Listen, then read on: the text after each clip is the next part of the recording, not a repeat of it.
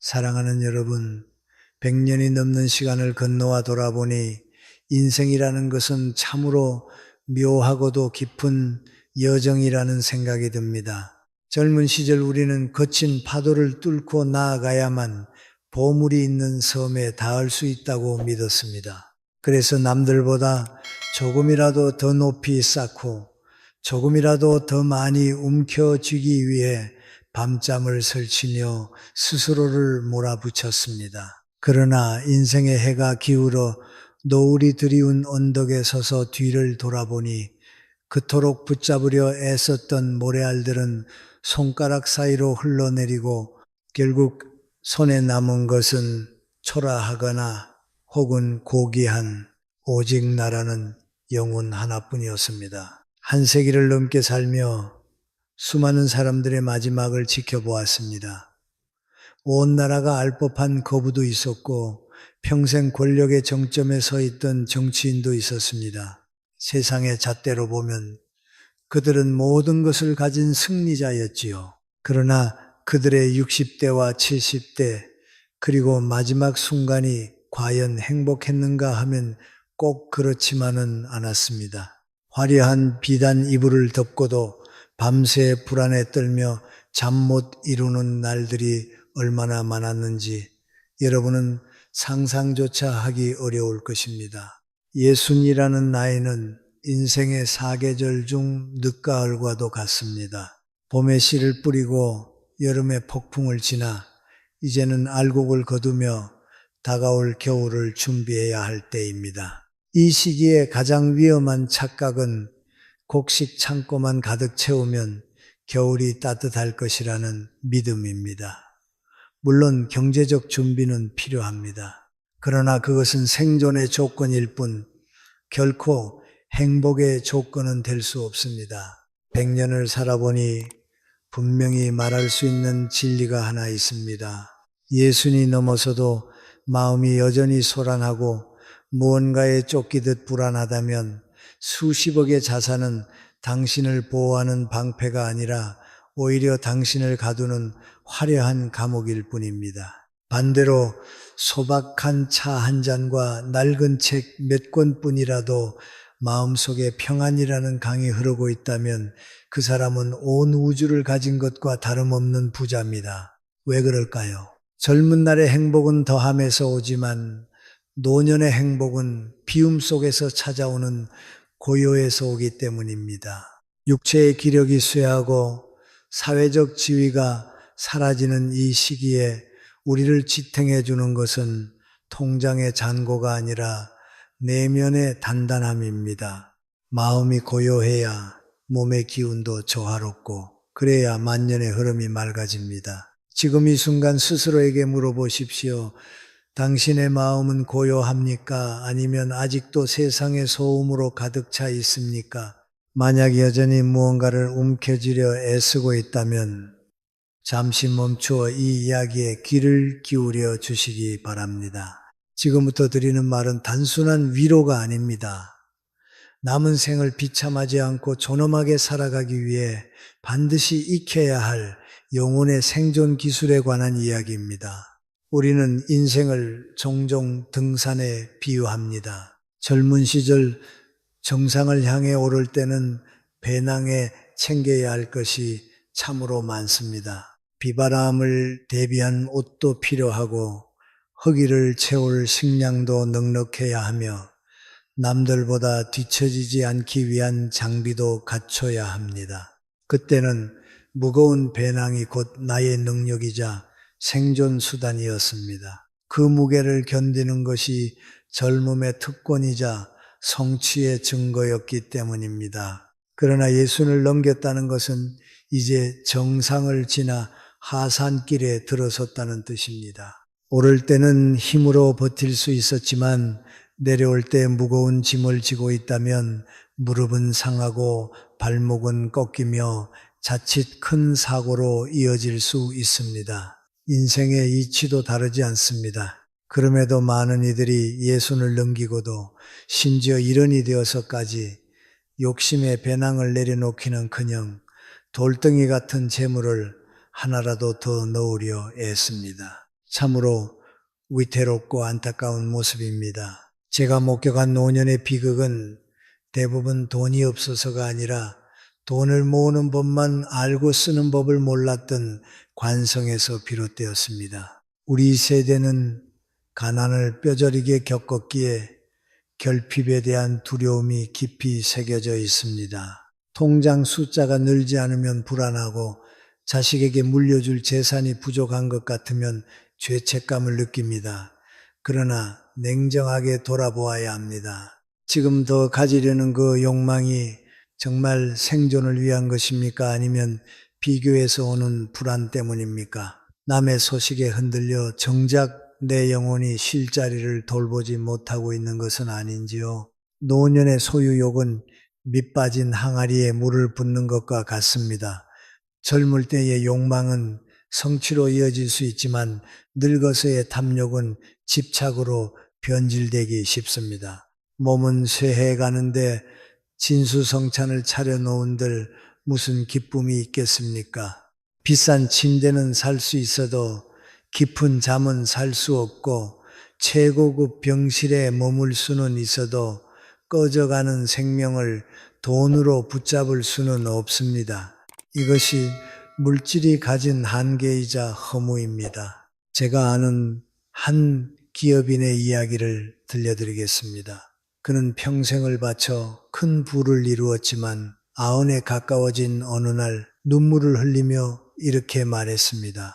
자신의 인생이 성공한 줄 알았는데 돌아보니 돈을 지키는 경비병으로 살았다는 것입니다. 자식들은 재산만 바라보고 그는 그것을 잃을까 두려워 떨다 보니 마음 편히 밥 한 끼 나눌 친구 하나 남기지 못했다고 했습니다.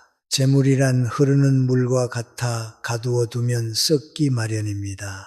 예순 이후의 삶에서 물질은 쌓아둘 대상이 아니라 흘려보내는 도구가 되어야 합니다. 움켜진 손을 펴야 누군가의 손을 잡을 수 있고 곳간을 비워야 맑은 바람과 새로운 인연이 들어옵니다. 이제 삶의 기준을 소유에서 존재로 옮기십시오. 얼마를 가졌는가로 자신을 증명하려는 게임은 이미 끝났습니다. 이제는 어떤 사람으로 존재하는지가 중요합니다. 값비싼 물건보다 따뜻한 미소가, 비싼 술보다 진심 어린 경청이 훨씬 품격 있는 태도입니다. 소유를 줄인다는 것은 물건을 버리는 일이 아니라 마음을 짓누르던 비교와 과시의 무게를 덜어내는 일입니다. 오래 쓰지 않은 물건들이 공간을 채우고 있다면 과감히 정리하고 나눌 수 있다면 나누십시오. 노년에 베푸는 것은 자선이 아니라 존엄을 지키는 투자입니다. 그렇게 비워낼 때 그 빈자리에 이전에는 몰랐던 충만함이 찾아옵니다. 빈손으로 떠나되 빈 마음으로 떠나는 것은 아닙니다. 무엇으로 마음을 채웠는지에 따라 마지막의 영혼은 가벼울 수도 무거울 수도 있습니다. 마지막으로 말씀드리고 싶습니다. 사람을 늙게 만드는 것은 세월이 아니라 풀리지 않은 원망과 관계에서 받은 상처입니다. 노년의 에너지는 한정되어 있습니다. 그 소중한 기운을 나를 소모시키는 관계와 지난 상처에 쓰기에는 너무 귀합니다. 이제는 진짜 나를 편안하게 하는 인연만 곁에 두십시오. 그것이 남은 시간을 존엄하게 사는 길입니다. 자식이 잘 되면 내 덕인 것 같아 어깨가 으쓱해지고 자식이 뜻대로 되지 않으면 내 탓인 것 같아 가슴을 치게 됩니다. 이제는 그 탯줄을 끊어야 할 때입니다. 자식은 내 소유물이 아니라 저마다의 운명을 타고난 독립된 인격체입니다. 그들의 인생에는 그들만의 비바람이 있고 반드시 스스로 넘어야 할 산이 있습니다. 부모가 대신 맞아주려 하지 마십시오. 늙은 부모가 자식의 짐을 대신 지고 가려 하면 자식은 끝내 어른이 되지 못하고 부모는 허리가 휘어 원망만 남게 됩니다. 제 말이 차갑게 들릴지 모르지만 이제는 그 짝사랑을 멈추라는 뜻입니다. 자식에게 기대를 거는 순간 서운함은 필연적으로 따라옵니다. 내가 너를 어떻게 키웠는데 연락 한 번 없느냐고 섭섭해하지 마십시오. 소식이 없으면 무소식이 희소식이라 여기고 가끔 연락이 오면 반가운 손님 맞듯 대하십시오. 부모와 자식 사이에도 아름다운 거리가 필요합니다. 그 거리가 지켜질 때 비로소 서로를 존중하는 진짜 사랑이 자라납니다. 다음으로 정리해야 할 것은 오래된 감정의 찌꺼기들입니다. 제 나이쯤 되면 얼굴에 그 사람이 살아온 마음의 지도가 그대로 드러납니다. 참으로 신기하게도 돈이 많고 적음이나 배움에 많고 적음과 상관없이 마음속에 미움과 원망을 품고 사는 사람의 얼굴은 어둡고 탁합니다. 반대로 모든 것을 용서하고 내려놓은 사람의 얼굴은 맑고 투명한 빛이 납니다. 우리는 이것을 운기라고 부릅니다. 혹시 수십 년 전 시어머니에게 들었던 모진 말, 오래전 배우자의 실수, 믿었던 친구에게 당한 배신을 아직도 마음 한구석에 붙잡고 계십니까? 그 기억을 떠올릴 때마다 가슴이 뛰고 분노가 치밀어 오른다면 지금 여러분은 스스로 독약을 마시고 있는 것과 다르지 않습니다. 미움은 상대에게 아무런 상처도 주지 못합니다. 다만 나 자신의 혈관을 조이고 세포를 병들게 할 뿐입니다. 이제는 놓아 주십시오. 그들을 위해서가 아닙니다. 남은 당신의 날들이 지옥이 되지 않게 하기 위해 바로 당신 자신을 위해서입니다. 용서란 상대의 잘못을 없던 일로 만드는 것이 아닙니다. 더 이상 과거가 나의 현재를 지배하지 못하게 하겠다는 나 자신에게 하는 선언입니다. 미움이라는 썩은 짐을 내려놓을 때 비로소 영혼은 가벼워지고 그래야 죽음이라는 긴 여행을 떠날 때 뒤돌아보지 않을 수 있습니다. 이제 관계의 다이어트도 감행하십시오. 만나고 돌아올 때마다 마음이 허전하고 기분이 상하고 피로만 남는 모임이라면 과감히 끊으십시오. 옛 직함을 들먹이고 자식 자랑, 재산 자랑으로 서로를 깎아내리는 자리라면 굳이 나갈 이유가 없습니다. 체면이나 두려움 때문에 억지로 관계를 붙들고 사는 것은 젊은 시절에나 어울리는 일입니다. 나이가 들수록 관계는 좁고 깊어야 합니다. 10명의 지인보다 마음을 나눌 수 있는 한 명의 벗이 낫고 그마저 없다면 책 한 권이나 나무 한 그루와 마주하는 시간이 훨씬 낫습니다. 혼자가 되는 것을 두려워하지 마십시오. 탁한 물 속에 섞여 있는 것보다 맑은 샘물로 홀로 고여 있는 편이 100번 낫습니다. 전화번호를 한번 정리해 보십시오. 의무감으로 이어오던 관계, 내 에너지를 갉아먹는 이름들을 지어 보십시오. 처음에는 불안할지 모르지만 곧 놀라운 해방감을 느끼게 될 것입니다. 막혀있던 하수구가 뚫리듯 삶의 신선한 공기가 흐르기 시작할 것입니다. 우리의 영혼은 본래 맑은 수정과 같습니다. 세상을 살며 묻은 얼룩과 먼지를 닦아내는 과정이 바로 노년의 수양입니다. 자식에 대한 집착의 얼룩, 타인에 대한 미움의 먼지, 세상의 평가에 대한 끈적한 때를 하나씩 벗겨내십시오. 그래야 영혼이 투명해집니다. 투명한 영혼을 가진 노인은 곁에 있기만 해도 향기가 나고 말없이 있어도 주변을 평화롭게 만듭니다. 이것이 우리가 도달해야 할 가장 높은 경지가 아니겠습니까? 엉킨 실타래를 정리하고 나면 반드시 찾아오는 손님이 있습니다. 바로 고독입니다. 많은 이들이 고독을 두려워해 피하려 하지만 사실 고독이야말로 신이 인간에게 남겨준 마지막 선물입니다.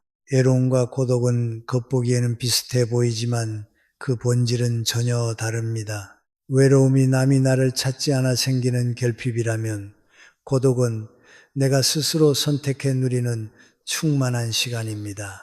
외로움이 혼자 있음의 고통이라면 고독은 혼자 있음의 기쁨입니다. 예순이 넘어서도 이 둘을 구분하지 못하면 노년은 괴로움이 됩니다. 주변을 살펴보십시오.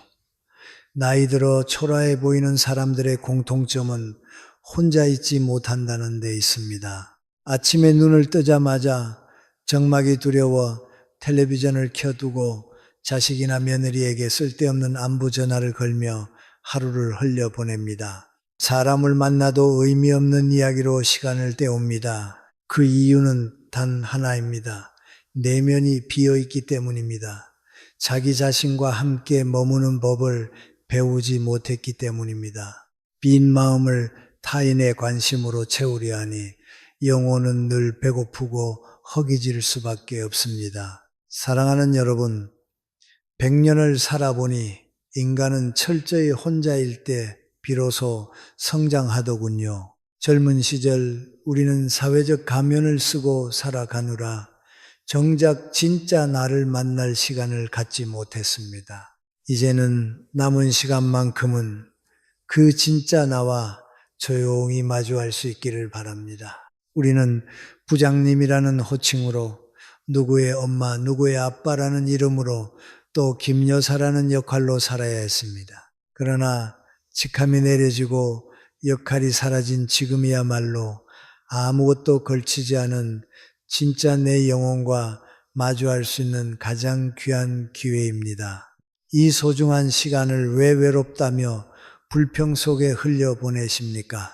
진정한 평안을 얻으려면 타인을 향해 있던 시선을 거두어 자기 내면으로 돌려야 합니다. 저는 이 시간을 내면의 뜰을 가꾸는 시간이라고 부릅니다. 그렇다면 고독을 어떻게 즐겨야 할까요? 첫째, 침묵과 친해지십시오.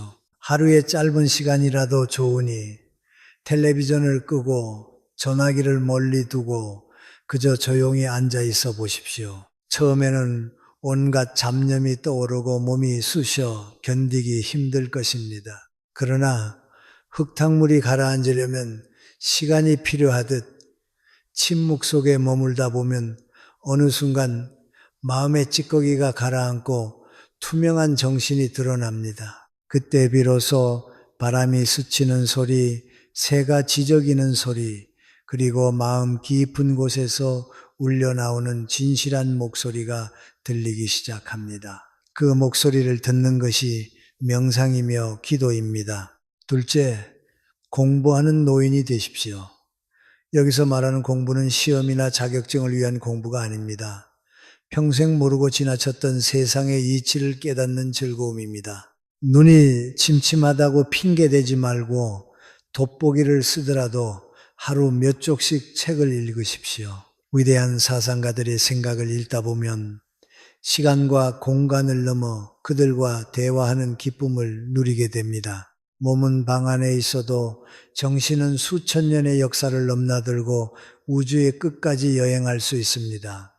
책을 읽는 노인은 결코 외롭지 않습니다. 그의 방은 위대한 스승들로 가득 차 있기 때문입니다. 배우는 기쁨을 아는 노인의 눈빛에는 총기가 서려 젊은이보다 더 깊은 빛을 냅니다. 셋째, 소소한 창조의 기쁨을 누리십시오. 거창한 예술가가 되라는 말이 아닙니다. 텃밭에 상추를 심어 그 성장을 지켜보는 일, 서툰 글씨로라도 일기를 써보는 일, 나무를 다듬어 손주에게 줄 작은 장난감을 만드는 일이면 충분합니다. 무엇이든 좋습니다. 남이 만들어 놓은 것을 소비하는 삶에서 벗어나 내 손과 내 생각으로 무언가를 만들어내는 삶을 사십시오. 몰입의 즐거움은 고독을 최고의 친구로 바꾸어 줍니다. 시간 가는 줄 모를 만큼 빠져드는 순간 우리는 늙음을 잊고 나이마저 잊게 됩니다. 고독을 두려워하는 사람은 끝내 타인의 시선에 묶인 채 살아갑니다. 남이 나를 어떻게 볼지 무시하지는 않을지 전전긍긍하며 말입니다. 그러나 고독을 정복한 사람은 홀로 있어도 당당하고 여럿 속에서도 휘둘리지 않습니다. 산속의 호랑이는 무리를 지어 다니지 않습니다. 오직 약한 짐승들만이 떼를 지어 서로의 체온에 의지합니다. 나이 듦의 완성은 홀로 서는 데 있습니다. 아무도 찾아오지 않는 밤에도 고요한 미소로 잠들 수 있는 힘, 그것을 길러야 합니다.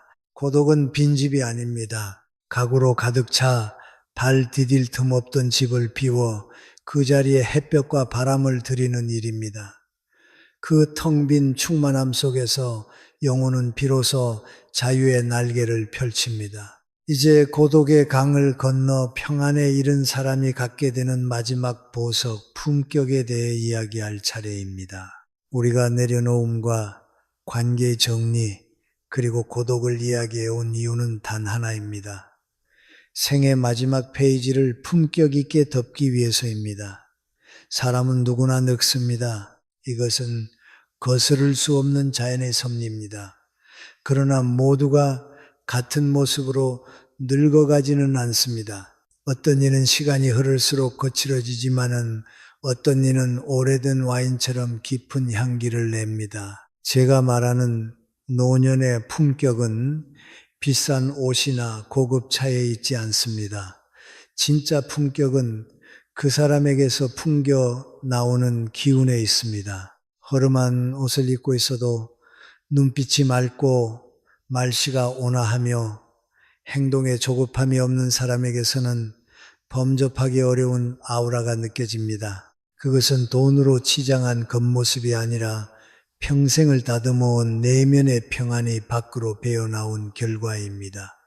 나이가 들수록 얼굴은 살아온 세월의 기록이 됩니다. 욕심이 많았던 사람의 얼굴에는 심술이 남고 분노가 많았던 사람의 얼굴에는 깊은 골이 멉니다. 반대로 마음을 비우고 평안을 찾은 사람의 얼굴에는 은은한 미소와 부드러운 주름이 깃듭니다. 품격 있는 마무리를 위해서는 죽음을 대하는 태도 또한 달라져야 합니다. 죽음을 끝이나 파멸로 여길수록 삶은 조급해지고 초라해집니다. 그러나 죽음은 삶의 끝이 아니라 완성입니다. 긴 여행을 마치고 집으로 돌아와 짐을 푸는 시간과도 같습니다. 우리가 집착과 두려움에 매달리는 이유는 영원히 살 것처럼 착각하기 때문입니다. 언젠가 떠날 존재임을 받아들이는 순간 삶은 놀랍도록 맑아집니다. 마지막으로 세상에 남겨야 할 것은 재산이 아니라 향기입니다. 그 사람이 있어서 참 따뜻했다는 기억, 그것이 진정한 유산입니다. 정직함, 성실함, 배려, 그리고 삶을 대하는 담담한 태도, 이것이 시간이 흘러도 바래지 않는 보물입니다.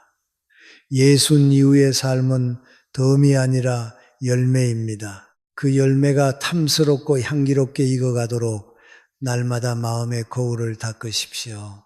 이제 이 긴 이야기를 마치며 저는 부자가 되라는 말 대신 평안하기를 기원합니다. 화려한 침대에서 악몽을 꾸는 밤이 아니라 낡은 이불 속에서도 깊이 잠들 수 있는 밤이 되기를 바랍니다. 사람들 속에서도 외로운 삶이 아니라 혼자 차 한 잔을 마셔도 온 우주와 연결된 충만한 삶이 되기를 소망합니다. 현관에서 신발을 벗듯 세상의 걱정과 미움과 집착을 문 밖에 두고 들어오십시오.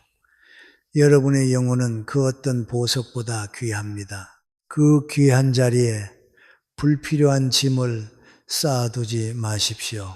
살아있음 자체가 기적입니다. 오늘 따뜻한 밥을 먹을 수 있었고 두 발로 걸을 수 있었고 저녁 노을을 바라볼 눈이 있다면 여러분은 이미 충분히 잘 살아온 인생입니다. 저는 먼저 이 길을 걸어가며 여러분이 오실 길목마다 작은 등불을 켜두겠습니다. 조급해하지 말고 두려워하지 말고 아주 천천히 걸어오십시오. 여러분의 남은 날들이 바람 없는 호수처럼 고요하고 평화롭기를 진심으로 축원합니다. 사랑합니다. 그리고 고맙습니다.